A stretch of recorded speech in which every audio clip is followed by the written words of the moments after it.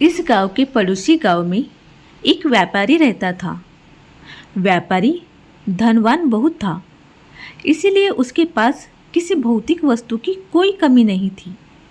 लेकिन जैसा होता है, हर आदमी कुछ न कुछ कमी महसूस करता ही है। इस व्यापारी को भी मन से शांति नहीं थी। मन से शांति पाने के लिए व्यापारी कई तरह के नुस्खे आजमा चुका था, लेकिन किसी ने भी उसे सफलता नहीं दी। गांव में लोगों से साधु के बारे में काफ़ी प्रशंसा सुनने के बाद व्यापारी ने तय किया कि वह इस साधु से जाकर मिलेगा और उनसे उसकी समस्या का समाधान मांगेगा। हो सकता है उनकी सिद्धियों के बल पर वह उसे मन में शांति लाने में मदद करे। अगले दिन व्यापारी साधु जहाँ रहता था उस कुटिया के पास पहुँच गया। व्यापारी ने अपने मन की सारी बात साधु को अच्छे से बताई। साधु ने उसकी बात सुनने के बाद व्यापारी से कहा कि तुम्हें कुछ दिनों तक मैं जैसा कहूँ वैसा करना पड़ेगा और यही रहना पड़ेगा। व्यापारी किसी भी तरह मन की शांति पाना चाहता था, इसलिए वह तैयार हो गया। अगले दिन साधु ने व्यापारी से कहा कि आज के दिन तुम बाहर बैठोगे।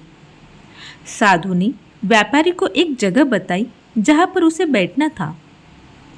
सूरज चढ़ते ही तेज धूप सेठ पर पड़ने लगी। सेठ ये देखकर हैरान था कि साधु खुद कुटिया के अंदर छाया में बैठा है और उसे धूप में बिठा कर रखा है। व्यापारी को काफ़ी गुस्सा आया, लेकिन वह किसी तरह अपने गुस्से को पी गया। अगले दिन साधु ने व्यापारी को फिर से उसी जगह बिठाया और इस दिन उसे खाना नहीं मिलेगा यह भी बताया। व्यापारी को समझ में नहीं आ रहा था कि ऐसा ये क्यों कर रहा है। साधु दोपहर को भूखे व्यापारी को सामने बैठकर ही अच्छा भोजन खाने लगा। जैसे तैसे व्यापारी ने पूरा दिन तो बिता लिया, लेकिन भूख और गुस्से के मारे व्यापारी को पूरी रात नींद नहीं आई। वह पूरी रात यह सोचता रहा कि आखिर साधु उसके साथ ऐसा व्यवहार क्यों कर रहा है। उसे लगा कि साधु उसकी समस्या का हल बताना ही नहीं चाहता, इसलिए ऐसा कर रहा है। इसलिए सुबह उठते ही उसने अपना सामान लिया और वहाँ से जाने की तैयारी की। व्यापारी को जाता हुआ देखकर साधु ने उसे रोका और अपने पास बुलाया। साधु ने पूछा कि वह क्यों वापस जा रहा है। व्यापारी ने कहा कि वह जो पाने के लिए यहाँ आया था वह उसे मिला ही नहीं, इसलिए उसका वहाँ पर रहना व्यर्थ है। साधु ने उसे कहा कि मैंने तुम्हें बहुत कुछ दिया, लेकिन तुमने कुछ लिया ही नहीं। व्यापारी को कुछ समझ में नहीं आया। वह बोला, आपने तो मुझे कुछ भी नहीं दिया।